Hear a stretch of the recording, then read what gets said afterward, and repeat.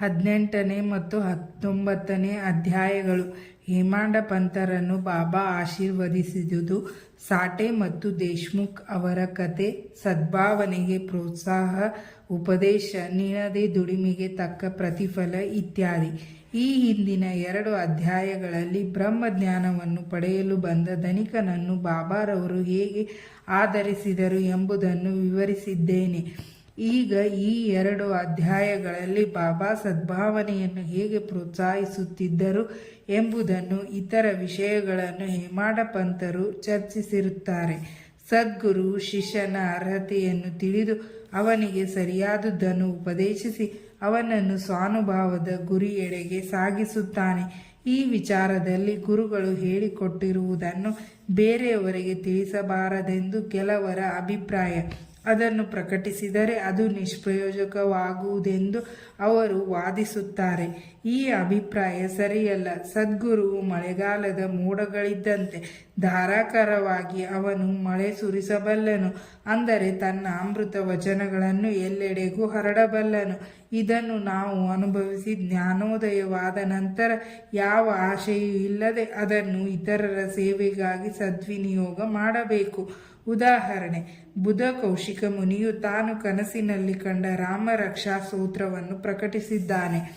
ಮಮತೆಯುಳ್ಳ ಮಾತೆಯು ತನ್ನ ಕಂದನ ಆರೋಗ್ಯವನ್ನು ಗಮನದಲ್ಲಿಟ್ಟುಕೊಂಡು ಕಹಿಯಾದ ಔಷಧಿಗಳನ್ನು ಬಲಾತ್ಕಾರವಾಗಿ ಕಂದನಿಗೆ ಕುಡಿಸುವಂತೆ ಸಂತಶ್ರೇಷ್ಠ ಸಾಯಿಬಾಬಾರವರು ತಮ್ಮ ಭಕ್ತರಿಗೆ ಆಧ್ಯಾತ್ಮಿಕ ಬೋಧನೆ ಮಾಡುತ್ತಿದ್ದರು. ಅವರ ರೀತಿ ಗುಪ್ತವಾಗಿರದೆ ಎಲ್ಲರಿಗೂ ಗೋಚರಿಸುವಂತಿತ್ತು. ಅವರ ಬೋಧನೆಗಳಿಂದ ನಾವು ಗುರಿ ಸಾಧಿಸಬಹುದಾಗಿತ್ತು. ಬಾಬಾರವರಂಥ ಗುರುಗಳು ನಮ್ಮ ಜ್ಞಾನ ಚಕ್ಷುಗಳನ್ನು ತೆರೆದು ಆತ್ಮದ ಸೌಂದರ್ಯವನ್ನು ತೋರಿಸಿ ಭಕ್ತಿ ಮಾರ್ಗವನ್ನು ಅವಲಂಬಿಸಲು ಸಹಾಯ ಮಾಡುತ್ತಾರೆ. ಇದಾದ ನಂತರ ನಮ್ಮ ಇಂದ್ರಿಯ ಚಾಪಲ್ಯಗಳು ದೂರವಾಗಿ ವಿವೇಕ ಮತ್ತು ವೈರಾಗ್ಯವೆಂಬ ಅವಳಿ ಜವಳಿ ಫಲಗಳು ನಮ್ಮ ಕರಗತವಾಗುತ್ತವೆ ಮತ್ತು ಜ್ಞಾನ ಕನಸಿನಲ್ಲಿಯೂ ಸಹ ಉಕ್ಕಿ ಹರಿಯುತ್ತದೆ. ನಾವು ಸದ್ಗುರುವಿನ ಸಂಘದಲ್ಲಿದ್ದು ಅವನ ಪ್ರೀತಿಗೆ ಪಾತ್ರರಾದ ಕೂಡಲೇ ಇವೆಲ್ಲವನ್ನು ಹೊಂದಬಹುದು. ಭಕ್ತರ ಅಭಿಷ್ಟಗಳನ್ನು ನೆರವೇರಿಸುವ ಆ ಪರಮಾತ್ಮನು ಸಹಾಯ ಮಾಡಿ ಕಷ್ಟ ಕಾರ್ಪಣ್ಯಗಳನ್ನು ದೂರ ಮಾಡಿ ನಮಗೆ ಆನಂದವನ್ನು ದೊರಕಿಸಿಕೊಡುತ್ತಾನೆ. ಈ ಪ್ರಗತಿ ಅಥವಾ ಏಳಿಗೆ ಸದ್ಗುರುವಿನ ಸಹಾಯದಿಂದ ಮಾತ್ರವೇ ಸಾಧ್ಯ. ಆದುದರಿಂದ ನಾವು ಯಾವಾಗಲೂ ಸದ್ಗುರುವಿನ ಧ್ಯಾನ ಮಾಡಬೇಕು. ಒಂದು ಸಾರಿ ಶ್ರೀ ಸಾಟೆಯವರಿಗೆ ವ್ಯಾಪಾರದಲ್ಲಿ ಬಹಳ ನಷ್ಟವಾಯಿತು. ಕೆಲವು ಅನಿರೀಕ್ಷಿತ ಮತ್ತು ಅವರ್ಣನೀಯ ಕಾರಣಗಳಿಂದ ತೊಂದರೆಗಳುಂಟಾಗಿ ಬಹಳ ಬೇಸರಗೊಂಡಿದ್ದರು. ಮನೆಯಲ್ಲಿ ವಿಶ್ರಾಂತಿ ದೊರಕದೇ ಇದ್ದುದರಿಂದ ಬೇರೆ ಎಲ್ಲಿಯಾದರೂ ಹೋಗಿ ಬರೋಣವೆಂದು ಅನಿಸಿತು. ಎಲ್ಲವೂ ಸುಗಮವಾಗಿ ಸುಖ ಸಂತೋಷಗಳಲ್ಲಿರುವಾಗ ಮಾನವನು ಪರಮಾತ್ಮನನ್ನು ಸ್ಮರಿಸುವುದೇ ಇಲ್ಲ. ಕಷ್ಟ ಕಾರ್ಪಣ್ಯಗಳು ತಲೆದೋರಿದಾಗ ಮಾತ್ರ ಪರಮಾತ್ಮನ ನೆನಪು ಬರುತ್ತದೆ. ಇದು ಮಾನವನ ಸಹಜ ಸ್ವಭಾವ. ಅವನ ಕರ್ಮ ಸವೆದಿದ್ದರೆ ಮಾತ್ರ ಪರಮಾತ್ಮನು ಸಮಾಧಾನ ಮತ್ತು ಸಂತೋಷವನ್ನು ಕೊಡಬಲ್ಲ. ಸದ್ಗುರುವಿನ ಸಂಪರ್ಕಕ್ಕೆ ದಾರಿ ತೋರುವವನು ಶ್ರೀ ಸಾಟೆಯವರಿಗೆ ಇದು ಅನುಭವವಾಯಿತು. ಅವರ ಸ್ನೇಹಿತರು ಶಿರ್ಡಿಗೆ ಹೋಗಿ ಬಾಬಾರವರ ದರ್ಶನ ಪಡೆದರೆ ಎಲ್ಲವೂ ಸರಿ ಹೋಗುತ್ತದೆ ಎಂದು ಹೇಳಿದರು. ಇದನ್ನು ಮನಗಂಡು ಅವರು 1917ರಲ್ಲಿ ಶಿರ್ಡಿಗೆ ಬಂದರು. ಬಾಬಾರವರು ಶಾಂತಿಯುತವಾದ ಮಂದಸ್ಮಿತ ವದನವನ್ನು ನೋಡಿದ ಕೂಡಲೇ ಆನಂದದಿಂದ ಅವರು ಶಾಂತಿ ಪಡೆದರು. ಬಾಬಾರವರ ದರ್ಶನ ಸೌಲಭ್ಯ ಒದಗಿದುದು ನಮ್ಮ ಪೂರ್ವಜನ್ಮದ ಪುಣ್ಯಫಲವೇ ಸರಿ ಎಂದು ಅವರು ಭಾವಿಸಿದರು. ಶ್ರೀ ಸಾಟೆರವರು ದೃಢ ಸಂಕಲ್ಪಿಗಳು. ಆದುದರಿಂದ ಅವರು ಗುರುಚರಿತ್ರೆಯನ್ನು ಪಠನ ಮಾಡಲಾರಂಭಿಸಿದರು. ಆ ಗ್ರಂಥವನ್ನು 1 ಸಪ್ತಾಹದಲ್ಲಿ ಮುಗಿಸಿದಾಗ ಬಾಬಾರವರು ಆ ದಿನ ರಾತ್ರಿ ಅವರಿಗೆ ಕನಸಿನಲ್ಲಿ ದರ್ಶನ ನೀಡಿದರು. ಅವರು ಬಾಬಾ ತಮಗೆ ಗುರುಚರಿತ್ರೆಯನ್ನು ವಿವರಿಸುತ್ತಿರುವ ದೃಶ್ಯವನ್ನು ಕನಸಿನಲ್ಲಿ ಕಂಡರು. ಎಚ್ಚೆತ್ತು ಕನಸನ್ನು ಪುನಃ ನೆನಪಿಗೆ ತಂದುಕೊಂಡು ಸಂತೋಷಭರಿತರಾದರು. ಅಜ್ಞಾನ ಅಂಧಕಾರದಲ್ಲಿ ಸಿಕ್ಕಿ ತೊಳಲುತ್ತಿದ್ದ ಆತ್ಮವನ್ನು ಗುರುಚರಿತ್ರೆಯ ವಿವರಣೆಯಿಂದ ಎಚ್ಚರಿಸಿ ಆ ಆಮಂತ್ರಣವನ್ನು ಪಡೆಯಲು ನೆರವು ನೀಡಿದ ಬಾಬಾರವರ ದಯೆಯಿಂದ ಇನ್ನು ಹೊಗಳಬೇಕಾದುದೇ ಎಂದು ಭಾವಿಸಿದರು. ಮರುದಿನ ಕಾಕಾ ಸಾಹೇಬರಿಗೆ ತಮ್ಮ ಕನಸನ್ನು ವಿವರಿಸಿ ಆ ಕನಸಿನ ಅರ್ಥವೇನು, ಇನ್ನೊಂದು ಬಾರಿ ಸಪ್ತಾಹ ಮಾಡಬೇಕೇ, ಬಾಬಾರವರಲ್ಲಿ ವಿಚಾರಿಸಿ ಎಂದರು. ಕಾಕಾರವರು ಸಮಯ ನೋಡಿಕೊಂಡು ಬಾಬಾರವರನ್ನು ಕಂಡು, ದೇವರೇ, ನಿಮ್ಮ ದರ್ಶನದಿಂದ ಸಾಟೆಯವರಿಗೆ ಏನು ಸಲಹೆ ನೀಡುವಿರಿ? ಅವರು ಗುರುಚರಿತ್ರೆ ಇನ್ನೊಂದು ಸಪ್ತಾಹ ಮಾಡಬೇಕೆ? ಅವರು ಅಸಾಮಾನ್ಯ ಭಕ್ತರು, ನಿಮ್ಮ ಅಭಿಪ್ರಾಯ ತಿಳಿಸಿರಿ ಮತ್ತು ಅವರನ್ನು ಆಶೀರ್ವದಿಸಿ ಎಂದು ವಿನಂತಿಸಿದರು. ಆಗ ಬಾಬಾರವರು ಅವನು ಗ್ರಂಥವನ್ನು ಮತ್ತೊಮ್ಮೆ ಪಠಿಸಲಿ, ಶ್ರದ್ಧೆ ಭಕ್ತಿಗಳಿಂದ ಅದನ್ನು ಪಠಿಸಿದರೆ ಪರಮಾತ್ಮನು ಅವನಿಗೆ ಒಳ್ಳೆಯದನ್ನು ಮಾಡುತ್ತಾನೆ ಎಂದು ಉತ್ತರಿಸಿದರು. ಆ ಸಮಯದಲ್ಲಿ ಹೇಮಾಂಡ ಪಂತರು ಮಸೀದಿಯಲ್ಲಿ ಬಾಬಾರವರ ಪಾದಗಳನ್ನು ಒತ್ತುತ್ತಿದ್ದರು. ಬಾಬಾರವರು ಈ ವಚನಗಳನ್ನು ಕೇಳಿ ಅವರು ಮನಸ್ಸಿನಲ್ಲಿ, ಏನು ಸಾಟೇರವರು 1 ವಾರ ಪಠಿಸಿದ್ದಕ್ಕೆ ಪ್ರತಿಫಲ ದೊರಕಿತು? ನಾನು 40 ವರ್ಷಗಳಿಂದಲೂ ಅದನ್ನು ಪಠಿಸುತ್ತಿದ್ದೇನೆ, ನನಗೆ ಪ್ರತಿಫಲವೇ ದೊರಕಿಲ್ಲ. ಅವರ 7 ದಿನಗಳ ಪಠಣದಿಂದಲೇ ಬಯಕೆಗಳು ಈಡೇರಿದವು. ಆದರೆ ನಾನು 7 ವರ್ಷಗಳಿಂದಲೂ ಇಲ್ಲಿಯೇ ಇದ್ದೇನೆ, ಆದರೂ ಕೂಡ ಏನು ಪ್ರಯೋಜನವಾಗಲಿಲ್ಲ. ಜಾತಕ ಪಕ್ಷಿಯು ಹೇಗೆ ನೀರಿಗೆ ಹಾತೊರೆಯುತ್ತಿರುವುದೋ ಅದೇ ರೀತಿಯಲ್ಲಿ ನಾನು ಬಾಬಾರವರ ಅಮೃತಧಾರೆಗೆ ಹಾತೊರೆಯುತ್ತಿದ್ದೇನೆ, ಆಶೀರ್ವದಿಸಲ್ಪಡಲು ಕಾತುರನಾಗಿದ್ದೇನೆ ಎಂದು ಯೋಚಿಸುತ್ತಿದ್ದರು. ಹೇಮಾಂಡ ಪಂತರ ಮನದಲ್ಲಿ ಈ ಥರದ ಯೋಚನೆ ಸುಳಿಯಲಾರಂಭಿಸಿದ ಕೂಡಲೇ ಅದು ಬಾಬಾರವರಿಗೆ ತಿಳಿಯಿತು. ಅವರಿಗೆ ಭಕ್ತರ ಮನಸ್ಸನ್ನು ಗ್ರಹಿಸುವ ಶಕ್ತಿ ಇದ್ದುದು ಅವರ ಅನೇಕ ಭಕ್ತರ ಅನುಭವ. ಭಕ್ತರ ದುರ್ಭಾವನೆಗಳನ್ನು ಅಡಗಿಸಿ ಸದ್ಭಾವನೆಗಳನ್ನು ಪ್ರೋತ್ಸಾಹಿಸುತ್ತಿದ್ದರು. ಬಾಬಾರವರು ಕೂಡಲೇ ಹೇಮಾಂಡ ಪಂತರ ಮನಸ್ಸನ್ನು ಓದಿ, ನೀನು ಹೋಗಿ ಶ್ಯಾಮ್ ಅವರಿಂದ 15 ರೂಪಾಯಿ ದಕ್ಷಿಣೆ ತೆಗೆದುಕೊಂಡು ಬಾ, ಅಲ್ಲಿಯೇ ಸ್ವಲ್ಪ ಹೊತ್ತು ಆನಂದದಿಂದ ವಿರಮಿಸು ಎಂದು ಹೇಳಿ ಕಳುಹಿದರು. ಬಾಬಾರವರ ಮನಸ್ಸಿನಲ್ಲಿ ದಯೆ ಮೂಡಿತು, ಆದುದರಿಂದಲೇ ಈ ತರಹದ ಆಜ್ಞೆ ಮಾಡಿದರು. ಹೇಮಾಂಡ ಪಂತರು ಕೂಡಲೇ ಮಸೀದಿಯನ್ನು ಬಿಟ್ಟು ಶ್ಯಾಮ್ ಅವರ ಮನೆಗೆ ಬಂದರು. ಶ್ಯಾಮ್ ಅವರು ಆಗ ತಾನೇ ಸ್ನಾನ ಮುಗಿಸಿ ಪಂಚೆ ಉಟ್ಟುಕೊಳ್ಳುತ್ತಿದ್ದರು. ಅವರು ಹೊರಗೆ ಬಂದು, ಇದೇನು ಈಗ ಇಲ್ಲಿಗೆ ಬಂದಿರುವೆ? ಮಸೀದಿಯಿಂದ ಬಂದಿರುವಂತೆ ತೋರುತ್ತದೆ, ಒಬ್ಬನೇ ಬಂದಿರುವೆಯಲ್ಲ, ಸ್ವಲ್ಪ ಹೊತ್ತು ಕುಳಿತು ವಿಶ್ರಮಿಸಿಕೊ, ಪೂಜೆ ಮುಗಿಸಿ ಬರುತ್ತೇನೆ ಎಂದು ಹೇಳಿ ಹೇಮಾಂಡ ಪಂತರಿಗೆ ತಾಂಬೂಲ ಸವಿಯಲು ಕೊಟ್ಟು ಪೂಜೆಗೆ ಹೊರಟರು. ಅಲ್ಲಿಯೇ ಕಿಟಕಿಯಲ್ಲಿ ಪ್ರಸಿದ್ಧ ಮರಾಠಿ ಗ್ರಂಥವಾದ ಏಕನಾಥ ಭಾಗವತ ಇತ್ತು. ಸಾಯಿಬಾಬಾರವರ ಸಲಹೆ ಮೇರೆಗೆ ಶ್ರೀಗಳಾದ ಬಾಪು ಸಾಹೇಬ್ ಜೋಗ್ ಮತ್ತು ಕಾಕಾ ದೀಕ್ಷಿತ್ ಅವರು ಪ್ರತಿ ದಿವಸವೂ ಶಿರ್ಡಿಯಲ್ಲಿ ಭಗವದ್ಗೀತೆ ಮತ್ತು ಮರಾಠಿ ಟೀಕಾರ್ಥವಾದ ಭಾವಾರ್ಥ ದೀಪಿಕಾ ಅಥವಾ ಜ್ಞಾನೇಶ್ವರಿ, ನಾಥ ಭಾಗವತ ಮತ್ತು ಭಾವಾರ್ಥ ರಾಮಾಯಣ ಇವುಗಳನ್ನು ಪಠಿಸುತ್ತಿದ್ದರು.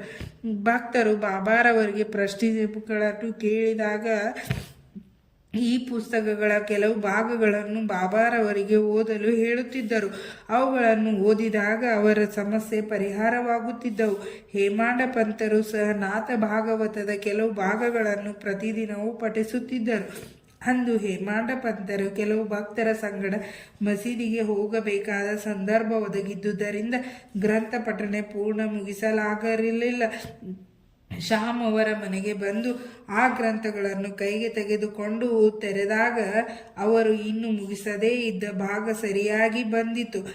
ಅದನ್ನು ಅವರು ಆನಂದದಿಂದ ಪಠಿಸಿ ಮುಗಿಸಿದರು. ಅಷ್ಟರಲ್ಲಿ ಶ್ಯಾಮ್ ಪೂಜೆ ಮುಗಿಸಿ ಹೊರಗೆ ಬಂದರು.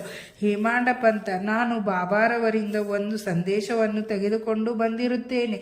ಅವರು ನಿಮ್ಮಿಂದ 15 ರೂಪಾಯಿ ದಕ್ಷಿಣೆ ಕೇಳಿ ತೆಗೆದುಕೊಂಡು ಬಾ ಎಂದು ಹೇಳಿರುತ್ತಾರೆ ಮತ್ತು ನಿಮ್ಮೊಡನೆ ಸ್ವಲ್ಪ ಹೊತ್ತು ಮಾತುಕತೆ ಮುಗಿಸಿಕೊಂಡು ವಿರಾಮದಿಂದ ಬಾ ಎಂದು ಹೇಳಿರುತ್ತಾರೆ. ಶ್ಯಾಮ್, ನನ್ನ ಹತ್ತಿರ ಹಣವಿಲ್ಲ, ದಕ್ಷಿಣೆ ಬದಲಾಗಿ ನನ್ನ 15 ನಮಸ್ಕಾರಗಳನ್ನು ತೆಗೆದುಕೊಂಡು ಹೋಗು. ಹೇಮಾಂಡ ಪಂತ, ಸರಿ, ನಿಮ್ಮ 15 ನಮಸ್ಕಾರಗಳನ್ನು ತೆಗೆದುಕೊಂಡಿರುತ್ತೇನೆ, ಸ್ವಲ್ಪ ಹೊತ್ತು ಕಾಲ ಕಳೆಯೋಣ. ಶ್ಯಾಮ್, ಸರಿ, ಕುಳಿತುಕೋ. ಪರಮಾತ್ಮ ಅಂದರೆ ಬಾಬಾರವರ ಲೀಲೆಗಳು ಅತ್ಯಾಶ್ಚರ್ಯಕರವಾದವುಗಳಲ್ಲವೇ? ನಾನು ಹಳ್ಳಿಯ ಹುಂಬ, ನೀನು ಎಷ್ಟಾದರೂ ನಾಗರಿಕ. ಇಲ್ಲಿಗೆ ಬಂದ ನಂತರ ನಿನಗೆ ಅನೇಕ ಲೀಲೆಗಳ ಅನುಭವಗಳಾಗಿರಬಹುದು. ನಾನು ವಿವರಿಸುವುದೇನಿದೆ? ಎಲೆ ತೆಗೆದುಕೋ, ಸ್ವಲ್ಪ ಹೊತ್ತಿನಲ್ಲಿ ಬಟ್ಟೆ ಧರಿಸಿ ಬರುತ್ತೇನೆ ಎಂದರು. ಸ್ವಲ್ಪ ಹೊತ್ತಿನಲ್ಲೇ ಶ್ಯಾಮ್ ಹೇಮಾಂಡ ಪಂತರ ಹತ್ತಿರ ಬಂದು ಪುನಃ ಮಾತನಾಡುತ್ತಾ ಕುಳಿತರು. ಅವರು ಈ ಸಾಯಿಬಾಬಾರವರ ಲೀಲೆ ಅಗಾಧವಾದುದು. ಅವರ ಲೀಲೆಗಳಿಗೆ ಅಂತ್ಯವೇ ಇಲ್ಲ. ನಮ್ಮಂಥವರಿಗೇನು ತಿಳಿದಿದೆ? ಬಾಬಾರವರೇ ನೇರವಾಗಿ ಏಕೆ ಹೇಳಬಾರದು? ನಿನ್ನಂಥ ವಿದ್ವಾಂಸನನ್ನೇಕೆ ನನ್ನ ಬಳಿಗೆ ಕಳುಹಿಸಬೇಕು? ಅವರ ಮರ್ಮವನ್ನು ತಿಳಿಯಲು ಅಸಾಧ್ಯ. ಒಂದೇ ಮಾತಿನಲ್ಲಿ ಹೇಳುವುದಾದರೆ ಅವರನ್ನು ಗ್ರಹಿಸಲು ಮನುಷ್ಯ ಮಾತ್ರರಿಂದ ಸಾಧ್ಯವೇ ಇಲ್ಲ. ಈ ಸಂದರ್ಭದಲ್ಲಿ ನನಗೊಂದು ಕತೆ ನೆನಪಿಗೆ ಬರುತ್ತದೆ. ಅದು ನನಗೆ ಸ್ವಂತ ಗೊತ್ತಿದೆ, ಹೇಳುತ್ತೇನೆ ಕೇಳು. ಭಕ್ತನು ಶ್ರದ್ಧೆ ಉಳ್ಳವನಾಗಿದ್ದರೆ ಪ್ರತಿಫಲ ಶೀಘ್ರದಲ್ಲೇ ದೊರಕುತ್ತದೆ. ಕೆಲವು ಸಾರಿ ಬಾಬಾ ಭಕ್ತರನ್ನು ಕಠಿಣ ಪರೀಕ್ಷೆಗೆ ಗುರುಪಡಿಸಿ ನಂತರ ಉಪದೇಶ ನೀಡುತ್ತಾರೆ ಎಂದರು. ಉಪದೇಶವೆಂಬ ಪದವನ್ನು ಹೇಳುತ್ತಿದ್ದಂತೆಯೇ ಹೇಮಾಡ ಪಂತರಿಗೆ ಗುರುಚರಿತ್ರೆ ಸಂಗತಿ ನೆನಪಿಗೆ ಬಂದು ನನ್ನನ್ನು ಪರೀಕ್ಷಿಸಿ ನನ್ನ ಮನಸ್ಸಿಗೆ ಶಾಂತಿ ಕೊಡಬೇಕೆಂದು ನನ್ನನ್ನು ಇಲ್ಲಿಗೆ ಬಾಬಾ ಕಳಿಸಿರಬಹುದೆಂದೆನಿಸಿತು. ತಕ್ಷಣವೇ ಆ ವಿಚಾರವನ್ನು ಬದಿಗಿಟ್ಟು ಶ್ಯಾಮ್ ಹೇಳುತ್ತಿದ್ದ ಕಥೆಯನ್ನು ಅವರು ಕೇಳಿದರು. ರಾಧಾಬಾಯಿ ಎಂಬ ವೃದ್ಧಳು ಕಾಶಾಬಾ ದೇಶ್ಮುಖರ ತಾಯಿ. ಬಾಬಾರವರ ಕೀರ್ತಿಯನ್ನು ಕೇಳಿ ಅವಳು ಸಹ ಸಂಗಮ ನೇರದ ಜನರ ಜೊತೆಯಲ್ಲಿ ಶಿರ್ಡಿಗೆ ಬಂದಳು. ಬಾಬಾರವನು ಮನಸಾರೆ ಪ್ರೀತಿಸುತ್ತಿದ್ದಳು. ಆದುದರಿಂದ ಅವರನ್ನು ತಮ್ಮ ಗುರುವೆಂದು ಭಾವಿಸಿ ಅವಳು ಉಪದೇಶ ಪಡೆಯಬೇಕೆಂದು ಸಂಕಲ್ಪ ಮಾಡಿದಳು. ಅವಳಿಗೆ ಇನ್ನೇನು ಗೊತ್ತಿರಲಿಲ್ಲ. ಬಾಬಾರವರು ತಮ್ಮನ್ನು ಸ್ವೀಕರಿಸಿ ಉಪದೇಶಿಸದೇ ಇದ್ದರೆ ಮಾರಣಾಂತಿಕ ಉಪಸಂಹೃತ ಮಾಡಬೇಕೆಂದು ನಿರ್ಧರಿಸಿ ಮನೆಗೆ ಹೋಗಿ ಅಂದಿನಿಂದ ನೀರು ಮತ್ತು ಆಹಾರವನ್ನು ತೊರೆದಳು. ಇದನ್ನು ನೋಡಿ ನನಗೆ ಗಾಬರಿಯಾಯಿತು. ಆದ್ದರಿಂದ ಅವಳ ಪರವಾಗಿ ಬಾಬಾರ ಹತ್ತಿರ ನಾನು ಹೋಗಿ, ದೇವಾ, ಇದು ನಿನ್ನ ಎಂಥ ಲೀಲೆ! ನೀನು ಅನೇಕರನ್ನು ಇಲ್ಲಿಗೆ ಕರೆಸಿರುವೆ, ಆಶೀರ್ವದಿಸುವೆ. ಆ ವೃದ್ಧಳ ಬಗ್ಗೆ ನಿನಗೆ ತಿಳಿದಿಲ್ಲವೇ? ಅವಳು ನಿನ್ನನ್ನೇ ನಂಬಿರುತ್ತಾಳೆ. ನೀನು ಅವಳನ್ನು ಆಶೀರ್ವದಿಸಿ ಉಪದೇಶಿಸದೆ ನೀಡದಿದ್ದಲ್ಲಿ ಮಾರಣಾಂತಿಕ ಉಪವಾಸ ಮಾಡುವೆನೆಂದು ನಿರ್ಧರಿಸಿರುತ್ತಾಳೆ. ಆದುದರಿಂದ ದಯಮಾಡಿ ಅವಳನ್ನು ಆಶೀರ್ವದಿಸು ಎಂದು ಹೇಳಿದನು. ಬಾಬಾರವರು ಅವಳ ದೃಢ ಸಂಕಲ್ಪವನ್ನು ತಿಳಿದು ಅವಳನ್ನು ಕರೆಯಿಸಿ ಈ ಕೆಳಗೆ ಹೇಳಿದಂತೆ ಅವಳನ್ನು ಸಂಬೋಧಿಸಿ ಅವಳ ಮನಸ್ಸನ್ನು ಮಾರ್ಪಾಟು ಮಾಡಿದರು. ಮಾತೆಯೇ, ಅನ್ಯಾಯವಾಗಿ ನಿಮ್ಮ ದೇಹವನ್ನು ಏತಕ್ಕೆ ದಂಡಿಸಿಕೊಳ್ಳುತ್ತಿದ್ದೀರಿ? ನೀವೇ ನನ್ನ ನಿಜವಾದ ಮಾತೆ. ನಾನು ನಿಮ್ಮ ಪುತ್ರ. ಕನಿಕರವಿಟ್ಟು ನಾನು ಹೇಳುವುದನ್ನು ಕೇಳಿರಿ. ನನ್ನ ಸ್ವಂತ ಅನುಭವವನ್ನೇ ಹೇಳುತ್ತೇನೆ. ನೀವು ಅದನ್ನು ಸರಿಯಾಗಿ ಅರ್ಥ ಮಾಡಿಕೊಂಡರೆ ನಿಮಗೆ ಒಳ್ಳೆಯದಾಗುತ್ತದೆ. ನನಗೆ ಒಬ್ಬ ಗುರು ಇದ್ದರು. ಅವರು ಮಹಾಸಾಧುಗಳು, ದಯಾಮಯರೂ ಆಗಿದ್ದರು. ಅವರಲ್ಲಿ ನಾನು ಬಹಳ ದಿನಗಳ ಕಾಲ ಸೇವೆ ಮಾಡಿದೆ. ಆದರೂ ಒಂದು ದಿನವಾದರೂ ಅವರು ನನಗೆ ಮಂತ್ರೋಪದೇಶ ಮಾಡಲಿಲ್ಲ. ಆದರೂ ಕೂಡ ಅವರನ್ನು ಬಿಡಬಾರದೆಂದು ದೃಢ ಸಂಕಲ್ಪ ಮಾಡಿದೆನು. ಒಂದು ದಿನ ನನ್ನ ತಲೆಯನ್ನು ಬೋಳಿಸಿ ನನ್ನಿಂದ 2 ಕಾಸು ದಕ್ಷಿಣೆ ಕೇಳಿದರು. ಅವುಗಳನ್ನು ನಾನು ಕೂಡಲೇ ಅರ್ಪಿಸಿದೆ. ಅವರು ನಿಜವಾದ ಸಾಧುಗಳಾಗಿದ್ದರೆ ನನ್ನಿಂದ ದಕ್ಷಿಣೆಯನ್ನೇಕೆ ಕೇಳಿದರು ಎಂದು ಪ್ರಶ್ನಿಸಬಹುದು. ಅವರಿಗೆ ಬೇಕಾದದ್ದು ಹಣವಲ್ಲ. ಆದುದರಿಂದ ಅವರಿಗೇನು ಪ್ರಯೋಜನ? ಅವರು ಕೇಳಿದ 2 ಕಾಸುಗಳು ದೃಢ ನಂಬಿಕೆ ಮತ್ತು ತಾಳ್ಮೆಗಳನ್ನು ಸೂಚಿಸುತ್ತಿದ್ದವು. ನಾನು ಅವೆರಡನ್ನು ಅರ್ಪಿಸಿದೆನು. ಅವರಿಗೆ ಸಂತೋಷವಾಯಿತು. ನಾನು 12 ವರ್ಷಗಳ ಕಾಲ ನನ್ನ ಗುರುವಿನ ಸೇವೆಯನ್ನು ಮಾಡಿದೆ. ಅವರು ನನ್ನನ್ನು ಉದ್ಧರಿಸಿದರು. ಆಹಾರ ಮತ್ತು ಬಟ್ಟೆಗಳಿಗೆ ಕೊರತೆ ಇರಲಿಲ್ಲ. ಅವರು ನನ್ನನ್ನು ಬಹಳವಾಗಿ ಪ್ರೀತಿಸುತ್ತಿದ್ದರು. ಒಂದೇ ಮಾತಿನಲ್ಲಿ ಹೇಳುವುದಾದರೆ ಅವರು ಪ್ರೀತಿಯ ಅವತಾರ ಮೂರ್ತಿಗಳಾಗಿದ್ದರು. ಅವರನ್ನು ನಾನು ಹೇಗೆ ವರ್ಣಿಸಲಿ? ಅವರಂಥ ಗುರುಗಳು ವಿರಳ. ನಾನು ಅವರನ್ನು ನೋಡಿದಾಗ ಅವರು ಮಹಾ ತಪಸ್ಸಿನಲ್ಲಿ ನಿರತರಾಗಿರುವಂತೆ ತೋರುತ್ತಿದ್ದರು. ಹಗಲಿರುಳು ಅವರನ್ನೇ ದೃಷ್ಟಿಸಿ ನೋಡುತ್ತಿದ್ದೆ. ನನಗೆ ಹಸಿವು ಬಾಯಾರಿಕೆ ಆಗುತ್ತಲೇ ಇರಲಿಲ್ಲ. ಅವರಿಲ್ಲದೆ ನನಗೆ ಶಾಂತಿ ಇರುತ್ತಿರಲಿಲ್ಲ. ಗುರುವಿನ ಹೊರತಾಗಿ ನನಗೆ ಜ್ಞಾನ ಮಾಡಲು ಬೇರೆ ಏನು ಸರಿ ಹೋಗುತ್ತಿರಲಿಲ್ಲ. ಅವರೇ ನನ್ನ ಸರ್ವಸ್ವವಾಗಿದ್ದರು. ನನ್ನ ಮನಸ್ಸು ಯಾವಾಗಲೂ ಅವರಲ್ಲಿ ಇಟ್ಟಿದ್ದೆ. ಇದೇ ನನ್ನ ಆದ್ಯ ದಕ್ಷಿಣೆ. ತಾಳ್ಮೆ ಮತ್ತೊಂದು ದಕ್ಷಿಣೆ. ಬಹಳ ದಿನಗಳ ಕಾಲ ತಾಳ್ಮೆಯಿಂದ ಇದ್ದು ಅವರ ಸೇವೆ ಮಾಡುತ್ತಿದ್ದೆ. ತಾಳ್ಮೆ ಸಂಸಾರ ಸಾಗರವನ್ನು ದಾಟಿಸುವ ದೋಣಿ. ತಾಳ್ಮೆಯೇ ಮನುಷ್ಯನಿಗೆ ಭೂಷಣ. ಅದು ಪಾಪಗಳನ್ನು ನಿರ್ಮೂಲ ಮಾಡಿ ಕಷ್ಟ ಕಾರ್ಪಣ್ಯಗಳನ್ನು ತೊಲಗಿಸಿ ಜಯವನ್ನು ಪಡೆಯಲು ಸಹಾಯವೆಸಗುತ್ತದೆ. ತಾಳ್ಮೆಯೇ ಗುಣಗಳ ಗಣಿ. ವಿಶ್ವಾಸ ಮತ್ತು ತಾಳ್ಮೆ, ಶ್ರದ್ಧೆ ಮತ್ತು ಸಬೂರಿ ಅವಳಿ ಜವಳಿ ಸಹೋದರಿಗಳಿದ್ದಂತೆ. ನನ್ನ ಗುರುವು ನನ್ನಿಂದ ಇನ್ನೇನೂ ಬಯಸಲಿಲ್ಲ. ಅವರು ನನ್ನನ್ನು ಸದಾ ರಕ್ಷಿಸುತ್ತಿದ್ದರು. ಕೆಲವು ಸಾರೆ ಅವರೊಡನೆಯೂ ಮತ್ತೆ ಕೆಲವು ಸಾರೆ ಅವರನ್ನು ಅಗಲಿಯೂ ಇದ್ದೇನು.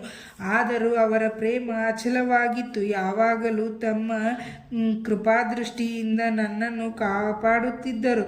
ತಾಯಿಯೇ ನನ್ನ ಗುರು. ನನಗೆ ಯಾವ ಮಂತ್ರಗಳನ್ನು ಉಪದೇಶಿಸಲಿಲ್ಲ. ಆದ್ದರಿಂದ ನಾನು ನಿಮಗೆ ಏನು ಉಪದೇಶಿಸಲಿ? ಗುರುವಿನ ಕೃಪಾಕಟಾಕ್ಷವೇ ಸಂತಸದ ಕಾರಣವೆಂದು ತಿಳಿಯಿರಿ. ಯಾರಿಂದಲೂ ಮಂತ್ರ ಅಥವಾ ಉಪದೇಶ ಪಡೆಯಲು ಪ್ರಯತ್ನಿಸಬೇಡಿ. ನನ್ನನ್ನು ತಮ್ಮ ಭಾವನೆಯ ಪ್ರತೀಕರನ್ನಾಗಿ ಮಾಡಿಕೊಂಡು ನನ್ನಲ್ಲಿ ಅಚಲ ವಿಶ್ವಾಸವಿಡಿ. ನನ್ನನ್ನು ಮನಪೂರ್ವಕವಾಗಿ ನೋಡಿದರೆ ನಾನು ನಿಮ್ಮನ್ನು ಅದೇ ರೀತಿ ನೋಡುತ್ತೇನೆ. ಈ ಮಸೀದಿಯಲ್ಲಿ ಕುಳಿತು ನಾನು ಸದಾ ಸತ್ಯವನ್ನೇ ನುಡಿಯುತ್ತೇನೆ. ಇದಕ್ಕೆ ಯಾವ ಸಾಧನೆಯೂ ಅಥವಾ ಶಾಸ್ತ್ರಗಳ ಪಾಂಡಿತ್ಯವೂ ಬೇಕಿಲ್ಲ. ಯಾರು ಗುರುವನ್ನೇ ಹರಿಹರ ಬ್ರಹ್ಮಾದಿಗೆಂದು ಆರಾಧಿಸುವರೋ ಅವರು ಆಶೀರ್ವದಿಸಲ್ಪಡುತ್ತಾರೆ. ಈ ರೀತಿ ಉಪದೇಶಿಸಲ್ಪಟ್ಟ ರಾಧಾಬಾಯಿ ಸಂಪೂರ್ಣ ವಿಶ್ವಾಸದಿಂದ ತನ್ನ ಉಪವಾಸವನ್ನು ಬಿಟ್ಟಳು. ಇದನ್ನು ಸಮಯಕ್ಕೆ ಸರಿಯಾಗಿ ಕೇಳಿದ ಹೇಮಾಡಪಂತರು ಅಚ್ಚರಿಗೊಂಡರು. ಆನಂದಕ್ಕೆ ಪಾರವಿಲ್ಲದೆ ಅವರು ಕ್ಷಣಕಾಲ ಸ್ತಬ್ಧೀಭೂತರಾದರು. ಇದನ್ನು ನೋಡಿದ ಶ್ಯಾಮ್ ಅವರು, ಏನು ಸಮಾಚಾರ? ಏತಕ್ಕೆ ಸುಮ್ಮನಿದ್ದೀಯೇ? ಇನ್ನೆಷ್ಟು ಲೀಲೆಗಳನ್ನು ವಿವರಿಸಲಿ ಎಂದರು. ಆ ಸಮಯಕ್ಕೆ ಸರಿಯಾಗಿ ಮಧ್ಯಾಹ್ನದ ಆರತಿ ಸಮಯವಾಯಿತೆಂದು ಮಸೀದಿಯ ಗಂಟೆ ಬಾರಿಸತೊಡಗಿತು. ಇದನ್ನು ಕೇಳಿ ಇಬ್ಬರು ಮಸೀದಿಗೆ ಹೊರಟರು. ಎಲ್ಲರೂ ಆರತಿ ಹಾಡುತ್ತಿದ್ದರು. ಶ್ಯಾಮ್ ಅವರು ಹೇಮಾಡಪಂತರನ್ನು ಸಂಗಡ ಕರೆದುಕೊಂಡು ಮಸೀದಿಗೆ ಬಂದು ಬಾಬಾರವರ ಬಳ್ಳಗಡೆ ಕುಳಿತರು. ಹೇಮಾಡಪಂತರು ಬಾಬಾರವರ ಮುಂದೆ ಕುಳಿತರು. ಇದನ್ನು ಕಂಡ ಬಾಬಾರವರು ಹೇಮಾಡಪಂತರಿಗೆ ಶ್ಯಾಮ್ ಅವರಿಂದ ತಂದ ದಕ್ಷಿಣೆಯನ್ನು ಕೊಡಲು ಕೇಳಿದರು. ಹೇಮಾಡಪಂತರು ಶ್ಯಾಮ್ ಅವರ 15 ನಮಸ್ಕಾರಗಳನ್ನು ಮಾತ್ರ ಕೊಟ್ಟಿರುತ್ತಾರೆಂದು ತಿಳಿಸಿದರು. ಆಗ ಬಾಬಾರವರು, ಸರಿ, ನಾನು ಹೇಳಿದ ಪ್ರಕಾರ ಏನಾದರೂ ಮಾತುಕತೆ ನಡೆಸಿದ್ದೀರಾ? ಹಾಗಿದ್ದರೆ ಯಾವ ವಿಚಾರ ಪ್ರಸ್ತಾಪಿಸಿದ್ದೀರಿ ಎಂದು ಕೇಳಿದರು. ಗಂಟೆಗಳು ಮತ್ತು ಮೃದಂಗದ ಶಬ್ದ ಮತ್ತು ಹಾಡುಗಳು ಇವೊಂದನ್ನು ಲಕ್ಷಿಸದೆ ಹೇಮಾಡಪಂತರು ಆನಂದದಿಂದ ನಡೆದ ವಿಚಾರವನ್ನೆಲ್ಲ ಹೇಳತೊಡಗಿದರು. ಬಾಬಾರವರು ಸಹ ಕೇಳುತ್ತಿದ್ದರು. ಹೇಮಾಡಪಂತರು ಮಾತನಾಡಿದ್ದುದೆಲ್ಲವನ್ನು ಹೇಳುತ್ತಾ, ನಿಜಕ್ಕೂ ಆ ವೃದ್ಧಳ ಕಥೆಯಿಂದ ನನ್ನನ್ನು ಪರೋಕ್ಷವಾಗಿ ಆಶೀರ್ವದಿಸಿದ್ದೀರಿ ಬಾಬಾ ಎಂದರು. ಬಾಬಾರವರ ಕತೆ ನಿಜವಾಗಿಯೂ ಅದ್ಭುತವಾದದ್ದು. ಆದರೆ ನೀನು ಹೇಗೆ ಆಶೀರ್ವದಿಸಲ್ಪಟ್ಟೆ, ವಿವರಿಸಿ ಎಂದರು. ಹೇಮಾಡಪಂತರು ಹೇಳಿದ ವಿಷಯವನ್ನೆಲ್ಲವನ್ನು ವಿಷಾದವಾಗಿ ಹೇಳಿದರು. ಬಾಬಾರವರು ಆನಂದದಿಂದ, ನಿನಗೆ ಆ ಕಥೆಯು ಪೂರ್ಣ ಅರ್ಥವಾಯಿತೇ ಎಂದು ಕೇಳಿದರು. ಹೇಮಾಡಪಂತರು, ಹೌದು ಬಾಬಾ, ನನಗೆ ಈಗ ಶಾಂತಿ ದೊರಕಿದೆ ಎಂದರು. ಆಗ ಬಾಬಾರವರು, ನನ್ನ ರೀತಿ ಅದ್ವಿತೀಯವಾದದ್ದು. ಈ ಒಂದು ಕಥೆಯನ್ನು ಜ್ಞಾಪಕದಲ್ಲಿಟ್ಟುಕೊಂಡರೆ ನಿನಗೆ ಉಪಯೋಗವಾಗುತ್ತದೆ. ಆತ್ಮಜ್ಞಾನ ದೊರೆಯಬೇಕಾದರೆ ಭಕ್ತಿ ಅತ್ಯವಶ್ಯಕ. ಇದನ್ನು ನಿರಂತರವಾಗಿ ಅಭ್ಯಾಸ ಮಾಡಿದರೆ ನಿನ್ನ ವೃತ್ತಿಗಳು ಸಮಾಧಾನವಾಗುತ್ತವೆ. ಆಶಾರಹಿತನಾಗಿ ನಿನ್ನ ಮನಸ್ಸನ್ನು ಆ ಪರಮಾತ್ಮನಲ್ಲಿಡು. ಆಗ ಗುರಿಯನ್ನು ಸಾಧಿಸಬಹುದು. ಯಾವಾಗಲೂ ನನ್ನ ನಿರಾಕಾರ ರೂಪವನ್ನೇ ಧ್ಯಾನಿಸು. ಇದು ಸಾಧ್ಯವಿಲ್ಲದಿದ್ದರೆ ಹಗಲಿರುಳು ನೀನು ನೋಡುತ್ತಿರುವ ರೂಪವನ್ನೇ ಧ್ಯಾನಿಸು. ಈ ರೀತಿ ಧ್ಯಾನ ಮಾಡುತ್ತಿದ್ದರೆ ನಿನ್ನ ವೃತ್ತಿಗಳು ಒಂದು ದಾರಿಯನ್ನು ಅನುವರ್ತಿಸುತ್ತವೆ. ಆಗ ಧ್ಯಾನ, ಧ್ಯೇಯ ಇವುಗಳಿಗಿರುವ ವ್ಯತ್ಯಾಸದ ದೂರವಾಗುತ್ತದೆ. ಆಗ ನಿನ್ನ ಮನಸ್ಸು ಬ್ರಹ್ಮನಲ್ಲಿ ಐಕ್ಯವಾಗುತ್ತದೆ. ಆಮೆಯು ನದಿಯ ಒಂದು ದಡದಲ್ಲಿದ್ದು ಅದರ ಮರಿಗಳು ಇನ್ನೊಂದು ದಡದಲ್ಲಿದ್ದರೂ ಅದರ ದೃಷ್ಟಿ ಮಾತ್ರವೇ ಅವುಗಳಿಗೆ ಆಹಾರವಿದ್ದಂತೆ. ಅದು ಮರಿಗಳಿಗೆ ಹಾಲನ್ನಾಗಲಿ ಆಹಾರವನ್ನಾಗಲಿ ಕೊಡಬೇಕಿಲ್ಲ. ಗುರುವಿಗೂ ಶಿಷ್ಯನಿಗೂ ಅದೇ ರೀತಿ ಸಂಬಂಧವಿದೆ ಎಂದು ಬಾಬಾ ಹೇಳಿದರು. ಈ ರೀತಿ ಹೇಳುತ್ತಿರುವಾಗ ಆರತಿ ಮತ್ತು ವಾದ್ಯ ಮುಗಿದು ಜನರು ಏಕಕಂಠದಿಂದ ಜ್ಞಾನಿಯು ಸಚ್ಚಿದಾನಂದ ರೂಪನೂ ಆದ ಸದ್ಗುರು ಸಾಯಿ ಬಾಬಾರವರಿಗೆ ಜಯವಾಗಲಿ ಎಂದು ಘೋಷಿಸಿದರು. ಇದಾದ ನಂತರ ಪ್ರಸಾದ ವಿನಿಯೋಗವಾಯಿತು. ಬಾಪು ಸಾಹೇಬ್ ಜೋಗ್ ಅವರು ಯಥಾ ಪ್ರಕಾರ ಬಾಬಾರವರಿಗೆ ನಮಸ್ಕರಿಸಿ ಸಕ್ಕರೆ ಕೊಟ್ಟರು. ಬಾಬಾ ಆಗ ಸಕ್ಕರೆಯನ್ನು ಹೇಮಾಡಪಂತರಿಗೆ ಕೊಟ್ಟು, ಈ ಕಥೆಯನ್ನು ನೀನು ಮನಸಾರೆ ಜ್ಞಾಪಕದಲ್ಲಿಟ್ಟುಕೋ. ನಿನ್ನ ಜೀವನ ಸಕ್ಕರೆಯಷ್ಟೇ ಸಿಹಿಯಾಗಿರುತ್ತದೆ. ನಿನ್ನ ಅಭೀಷ್ಟಗಳೆಲ್ಲವೂ ಸಿದ್ಧಿಸಿ ನೀನು ಸುಖಿಯಾಗಿರುವೆ ಎಂದು ಆಶೀರ್ವದಿಸಿದರು. ವಾಚಕ ಮಹಾಶಯರೇ, ಹೇಮಾಡ ಪತ್ತರಿಗೆ ಕಲ್ಲು ಸಕ್ಕರೆ ದೊರಕಿತು, ನಮಗೆ ಸಾಯಿ ಲೀಲಾಮೃತ ದೊರಕಿತು. ಅದನ್ನು ಮನದಣಿಯುವಂತೆ ಸೇವಿಸಿ ಪರಮಾತ್ಮನನ್ನು ಜ್ಞಾನಿಸೋಣ. ಬಾಬಾರವರ ಕೃಪೆಯಿಂದ ಸಂತಸದಿಂದಿರೋಣ. ಬಾಬಾರವರ ವಚನಗಳು ಅಮೂಲ್ಯವಾದವುಗಳು. ಅವುಗಳನ್ನು ನಾವು ಜ್ಞಾಪಕದಲ್ಲಿಟ್ಟುಕೊಂಡು ಅವುಗಳಂತೆ ನಾವು ವರ್ತಿಸಿದರೆ ನಿಜವಾಗಿ ನಮಗೆ ಒಳ್ಳೆಯದಾಗುತ್ತದೆ. ಅವುಗಳೆಂದರೆ, ಯಾರು ತಮ್ಮ ಋಣಾನುಬಂಧವಿಲ್ಲದೆ ಎಲ್ಲಿಗೂ ಹೋಗಲಾರರು, ಯಾವ ಮನುಷ್ಯನೇ ಆಗಲಿ ಪ್ರಾಣಿಯೇ ಆಗಲಿ. ನಿಮ್ಮ ಬಳಿ ಬಂದರೆ ನಿರ್ದಯೆಯಿಂದ ಓಡಿಸಬೇಡಿರಿ, ತಕ್ಕ ಮರ್ಯಾದೆ ಮತ್ತು ಆದರದಿಂದ ಸ್ವಾಗತಿಸಿರಿ. ಬಾಯಾರಿಕೆಯಾದವರಿಗೆ ನೀರು ಕೊಟ್ಟರೆ, ಹಸಿದವರಿಗೆ ಆಹಾರ ನೀಡಿದರೆ, ಬಡವರಿಗೆ ಉಡುಪು ಕೊಟ್ಟರೆ, ಅಪರಿಚಿತ ಪ್ರಯಾಣಿಕರಿಗೆ ನಿಮ್ಮ ಮನೆಯ ಪಡಸಾಲೆಯ ಮೇಲೆ ಮಲಗಿಕೊಳ್ಳಲು ಸ್ಥಳ ಕೊಟ್ಟರೆ ಶ್ರೀಹರಿಯು ಸಂತೃಪ್ತನಾಗುವನು. ನಿಮ್ಮಲ್ಲಿಗೆ ಹಣವನ್ನಪೇಕ್ಷಿಸಿ ಯಾರಾದರೂ ಬಂದರೆ ನಿಮಗೆ ಕೊಡಲು ಇಷ್ಟವಿಲ್ಲದಿದ್ದರೆ ಕೊಡಬೇಡಿರಿ, ಆದರೆ ವಿನಾಕಾರಣ ಹರಿಹಾಯಬೇಡಿರಿ. ನಿಮ್ಮನ್ನು ಅನೇಕ ಜನರು ನಿಂದಿಸಬಹುದು, ಆದರೂ ಅವರ ಮೇಲೆ ನೀವು ಸಿಟ್ಟು ಮಾಡಬೇಡಿ. ನೀವು ತಾಳ್ಮೆಯಿಂದ ವರ್ತಿಸಿದರೆ ಖಂಡಿತವಾಗಿಯೂ ನಿಮಗೆ ಶಾಂತಿ ದೊರಕುತ್ತದೆ. ಪ್ರಪಂಚವೇ ತಲೆ ಕೆಳಗಾದರೂ ಸರಿ, ನಿಮ್ಮ ಸ್ಥಳ ಬಿಟ್ಟು ಕದಲಬೇಡಿರಿ. ನಿಂತಲ್ಲಿಯೇ ನಿಂತು ಆಗು ಹೋಗುಗಳನ್ನು ಗಮನಿಸಿರಿ. ನಮ್ಮನ್ನು ಮತ್ತು ನಿಮ್ಮನ್ನು ಬೇರ್ಪಡಿಸುವ ಗೋಡೆಯನ್ನು ತೆಗೆದು ಹಾಕಿರಿ. ಆಗ ನಾವಿಬ್ಬರು ಭೇಟಿಗೆ ಅವಕಾಶ ಸಿಗುತ್ತದೆ. ನಾನು ನೀನು ಎಂಬ ವ್ಯತ್ಯಾಸವನ್ನು ನಿರ್ಮೂಲ ಮಾಡಿರಿ. ದೇವರು ದೊಡ್ಡವನು, ಅವನೇ ನಮ್ಮ ಸರ್ವಸ್ವ, ಅವನೇ ನಮ್ಮ ರಕ್ಷಕ. ಅವನ ರೀತಿ ನೀತಿಗಳು ಅಗಾಧ ಮತ್ತು ಅಮೂಲ್ಯವಾದವುಗಳು. ಅವನೇ ನಮ್ಮ ಅಭಿಷ್ಟಗಳೆಲ್ಲವನ್ನು ನೆರವೇರಿಸುತ್ತಾನೆ. ನಾವು ಇಲ್ಲಿ ಒಟ್ಟುಗೂಡಿರುವುದು ನಮ್ಮ ಪೂರ್ವ ಜನ್ಮದ ಋಣಾನುಬಂಧದಿಂದ. ನಾವು ಅನ್ಯೋನ್ಯವಾಗಿ ಕಲಿತು ಪ್ರೀತಿ ಮತ್ತು ಆದರದಿಂದಿರೋಣ. ಈ ಒಂದು ಉದಾತ್ತವಾದ ಗುರಿಯನ್ನು ಯಾವನು ಸಾಧಿಸುತ್ತಾನೆಯೋ ಅವನೇ ನಿಜವಾದ ಸುಖಿ ಮತ್ತು ಅಮರನು. ಇತರರ ಪಶುಗಳಂತೆ ಉಸಿರಿರುವ ತನಕ ಜೀವಿಸುತ್ತಾರೆ. ಸದ್ಭಾವನೆಗೆ ಪ್ರೋತ್ಸಾಹ. ಶ್ರೀ ಸಾಯಿಬಾಬಾರವರು ಸದ್ಭಾವನೆಯನ್ನು ಹೇಗೆ ಪ್ರೋತ್ಸಾಹಿಸುತ್ತಾರೆಂಬುದನ್ನು ನಾವು ಗಮನಿಸಬೇಕು. ನೀವು ಅವರಲ್ಲಿ ಮನಪೂರ್ವಕವಾಗಿ ಶರಣಾಗತಿ ಹೊಂದಿದರೆ ಬಾಬಾ ನಿಮಗೆ ಎಷ್ಟು ಸಹಾಯವೆಸಗುತ್ತಾರೆಂಬುದನ್ನು ನೀವೇ ಮನಗಾಣುವಿರಿ. ನೀವು ಬೆಳಗ್ಗೆ ಎದ್ದಾಗ ಇರುವ ಸದ್ಭಾವನೆಯನ್ನು ಅಭಿವೃದ್ಧಿಪಡಿಸಿಕೊಂಡು ನೋಡಿರಿ. ಆಗ ನಿಮ್ಮ ಬುದ್ಧಿಯು ವಿಕಾಸ ಹೊಂದಿ ಮನಸ್ಸು ನಿರ್ಮಲವಾಗುತ್ತದೆ. ಹೇಮಾಡ ಪಂತರು ಇದನ್ನು ಪ್ರಯೋಗಿಸಲು ಪ್ರಯತ್ನಿಸಿದರು. ಒಂದು ದಿನ ಬುಧವಾರ ರಾತ್ರಿ ಮಲಗುವಾಗ, ನಾಳೆ ಗುರುವಾರ, ಶಿರ್ಡಿ ಪವಿತ್ರವಾದ ಸ್ಥಳ, ಆದುದರಿಂದ ಪವಿತ್ರವಾದ ಶ್ರೀರಾಮನವಮಿ ನಾಮಸ್ಮರಣೆಯಲ್ಲಿ ನಾನು ಕಾಲವನ್ನು ಕಳೆಯಬೇಕು ಎಂದು ಮನಸ್ಸಿನಲ್ಲಿ ಮಾಡಿಕೊಂಡು ಮಲಗಿದರು.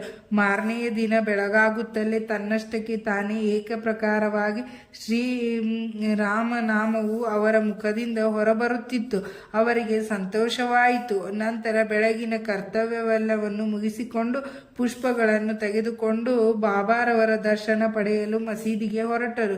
ದೀಕ್ಷಿತ್ ವಾಡ ಬಿಟ್ಟು ಅವರು ಬೂಟಿವಾಡ ದಾಟುತ್ತಿರುವಾಗ ಬಾಬಾರವರ ಮುಂದೆ ಔರಂಗಾಬಾದ್ಕರರು ಹಾಡುತ್ತಿದ್ದ ಏಕನಾಥರ ಗುರು ಕೃಪಾಂಜನ ಪಾಯೋ ಮೇರಾ ಬಾಯಿ ಎಂಬ ಹಾಡನ್ನು ಹೇಳಿದರು. ಅಂದರೆ, ಗುರು ಕೃಪೆಯ ರೂಪದಲ್ಲಿ ನನಗೆ ಅಂಜನ ದೊರೆತಿದೆ. ಅದು ನನ್ನ ದೃಷ್ಟಿಯನ್ನು ವಿಕಸಿಸಿ ರಾಮದರ್ಶನಕ್ಕೆ ನೆರವು ನೀಡಿದೆ ಎಂದರ್ಥ. ಸಾಯಿಬಾಬಾ ಭಕ್ತರಾದ ಔರಂಗಾಬಾದ್ಕರರ ಈ ಹಾಡನ್ನು ಆಗ ಹಾಡಿದ ಉದ್ದೇಶವೇನು? ನಿಜವಾಗಿ ಹೇಮಾಡ ಪಂತರ ಪ್ರತಿಜ್ಞೆಯನ್ನು ಈಡೇರಿಸಲು ಬಾಬಾ ಅದನ್ನೇ ಅವರು ಹೇಳುವ ಹಾಗೆ ಮಾಡಿದರು. ಆಶ್ಚರ್ಯಕರವಲ್ಲವೇ? ಎಲ್ಲ ಸಂತರು ಶ್ರೀರಾಮನಾಮೋಚ್ಚರಣೆಯ ಶ್ರೇಷ್ಠವೆಂದು ಹೇಳಿರುತ್ತಾರೆ. ಶ್ರೀರಾಮನಾಮ ಸ್ಮರಣೆಯಿಂದ ನಮ್ಮ ಕಷ್ಟಗಳೆಲ್ಲವೂ ದೂರವಾಗಿ ನಮ್ಮ ಅಭಿಷ್ಟಗಳು ಕೈಗೂಡುತ್ತವೆ. ವಿವಿಧೋಪದೇಶ. ಸಾಯಿಬಾಬಾರವರು ಉಪದೇಶ ನೀಡಲು ಪ್ರತ್ಯೇಕ ಸ್ಥಳವನ್ನಾಗಲಿ ಪ್ರತ್ಯೇಕ ಕಾಲವನ್ನಾಗಲಿ ನೋಡುತ್ತಿರಲಿಲ್ಲ. ಸಂದರ್ಭ ಬಂದಾಗಲೆಲ್ಲ ಉಪದೇಶ ನೀಡುತ್ತಿದ್ದರು. ಒಂದು ಬಾರಿ ಅವರು ಅವರ ಭಕ್ತನೋರ್ವನು ಇನ್ನೊಬ್ಬನನ್ನು ಅವರ ಹಿಂದೆ ನಿಂದಿಸುತ್ತಿದ್ದರು. ಸಾಮಾನ್ಯವಾಗಿ ಜನರು ವಿನಾಕಾರಣ ಇನ್ನೊಬ್ಬನನ್ನು ಹಳೆಯುತ್ತಾರೆ. ಅದೇ ದ್ವೇಷಕ್ಕೆ ಮೂಲ ಕಾರಣ. ಸಂತರು ಪರನಿಂದನೆಯನ್ನು ಬೇರೊಂದು ವಿಧದಲ್ಲಿ ನೋಡುತ್ತಾರೆ. ಕೊಳೆಯನ್ನು ತೊಳೆಯುವ ಸಾಧನಗಳು ಬೇರೆ ಬೇರೆಯಾಗಿವೆ. ಅವು ಮಣ್ಣು, ನೀರು ಮತ್ತು ಸಾಬಾನು. ಆದರೆ ಪರರ ದೂಷಕನು ಬೇರೊಬ್ಬರ ತಪ್ಪನ್ನು ನಾಲಿಗೆಯಿಂದ ತೊಳೆಯುವನು. ಒಂದು ವಿಧದಲ್ಲಿ ಅವನು ಇನ್ನೊಬ್ಬರ ನಿಂದಿಸುವಾಗ ಅವರಿಗೆ ಉಪಕಾರ ಮಾಡುತ್ತಾನೆ. ಸಾಯಿಬಾಬಾರವರು ನಿಂದಿಸುತ್ತಿದ್ದವರನ್ನು ತಿದ್ದುತ್ತಿದ್ದ ರೀತಿಯೇ ಬೇರೆ. ಅವರು ತಮ್ಮ ಆತ್ಮಜ್ಞಾನದಿಂದ ಅವನೇನು ಮಾಡಿದ್ದಾನೆಂಬುದನ್ನು ತಿಳಿದು ಲೆಂಡಿಯ ಬಳಿ ಅವನನ್ನು ಸಂಧಿಸಿದಾಗ ಅವನಿಗೆ ಕೊಳೆಯನ್ನು ತಿನ್ನುತ್ತಿದ್ದ ಹಂದಿಯನ್ನು ತೋರಿಸಿ, ನೋಡು ಎಷ್ಟು ರುಚಿಯಾಗಿದೆ ಎಂದು, ಅದು ಕೊಳೆಯನ್ನು ತಿನ್ನುತ್ತಿದೆ. ನಿನ್ನ ರೀತಿಯು ಅದಕ್ಕೆ ಸಮನಾದುದಾಗಿದೆ. ನಿನ್ನ ಸೋದರನನ್ನೇ ನೀನು ನಿಂದಿಸುತ್ತಿರುವ ಪೂರ್ವ ಜನ್ಮದ ಸುಕೃತದಿಂದ ನಿನಗೆ ಈ ಮಾನವ ಜನ್ಮ ಲಭಿಸಿದೆ. ಈ ಜನ್ಮದಲ್ಲಿ ನೀನು ಈ ರೀತಿ ವರ್ತಿಸಿದರೆ ಶಿರ್ಡಿಯು ಯಾವ ರೀತಿಯಲ್ಲಿ ಸಹಾಯ ಮಾಡಬಹುದು ಎಂದು ಕೇಳಿದರು. ಭಕ್ತನು ಇದರಿಂದ ಪಾಠ ಕಲಿತುಕೊಂಡನು ಎಂಬುದನ್ನು ಬೇರೆ ಹೇಳುವ ಅಗತ್ಯವಿಲ್ಲ. ಈ ರೀತಿ ಬಾಬಾ ನಮಗೆ ಸಂದರ್ಭ ಒದಗಿದಾಗ ನೀತಿ ಬೋಧಿಸುತ್ತಿದ್ದರು. ಅದನ್ನು ನಾವು ಗಮನಿಸಿ ಅದರಂತೆ ನಡೆದುಕೊಂಡರೆ ನಮ್ಮ ಆಧ್ಯಾತ್ಮಿಕ ಗುರಿ ನಮ್ಮಿಂದ ದೂರವಿರಲಾರದು. ನಮ್ಮನ್ನು ಕೇವಲ ಮನುಷ್ಯ ಮಾತ್ರರೆಂದು ತಿಳಿದಿದ್ದ ಕೆಲವರ ತಪ್ಪು ಅಭಿಪ್ರಾಯಗಳನ್ನು ಹೋಗಲಾಡಿಸಲು ಬಾಬಾ ಪೃಥ್ವ್ಯಾಪ್, ತೇಜಸ್ಸು, ವಾಯು, ಸ್ವರ್ಗ ಇವುಗಳಲ್ಲಿ ವ್ಯಾಪಿಸಿರುವ ಸರ್ವವ್ಯಾಪಿ ನಾನು ಎಂದು ಹೇಳಿರುತ್ತಾರೆ. ದೇವರು ಸಾಯಿ ರೂಪದಲ್ಲಿ ಅವತರಿಸಿದರು. ಯಾರು ಅವರನ್ನು ಯಾವಾಗಲೂ ಸ್ಮರಿಸುತ್ತಾ ಅವರನ್ನೇ ತಮ್ಮ ಏಕಮಾತ್ರ ಆಶ್ರಯವನ್ನಾಗಿ ಮಾಡಿಕೊಂಡಿರುತ್ತಾರೆ ಅವರು ಸಿಹಿ ಮತ್ತು ಸಕ್ಕರೆ, ಅಲೆ ಮತ್ತು ಕಡಬು, ನೇತ್ರ ಮತ್ತು ಕಾಂತಿಯಂತೆ ಅವನಲ್ಲಿ ಏಕಾಗ್ರತೆಯನ್ನು ಮುಟ್ಟುತ್ತಾರೆ. ಯಾರು ಜನನ ಮರಣಗಳೆಂಬ ವ್ಯೂಹದಿಂದ ತಪ್ಪಿಸಿಕೊಳ್ಳಲು ಇಚ್ಛಿಸುತ್ತಾರೆ ಅಂಥವರು ಸತ್ಯಪರವಾಗಿರಬೇಕು. ಯಾವ ಮನುಷ್ಯನಿಗೂ ನೋವನ್ನು ಉಂಟು ಮಾಡುವಂಥ ಮಾತುಗಳನ್ನಾಡಬಾರದು. ಯಾವಾಗಲೂ ಸತ್ಯಪರರಾಗಿ ತಮ್ಮ ತನು ಮನ ಧನಗಳನ್ನು ಆ ಭಗವಂತನಲ್ಲಿ ಅರ್ಪಿಸಬೇಕು. ಆಗ ಅವನು ಹೆದರಬೇಕಿಲ್ಲ.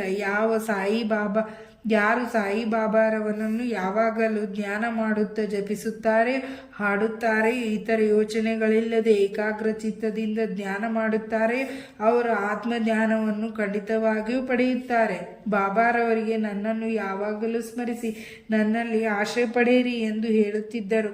ದೇವರು ಯಾರು ಎಂದು ತಿಳಿಯಲು ಇಚ್ಛಿಸಿದವರಿಗೆ ಶ್ರವಣ ಮತ್ತು ಮನನವನ್ನು ಅಭ್ಯಾಸ ಮಾಡುವಂತೆ ಹೇಳುತ್ತಿದ್ದರು.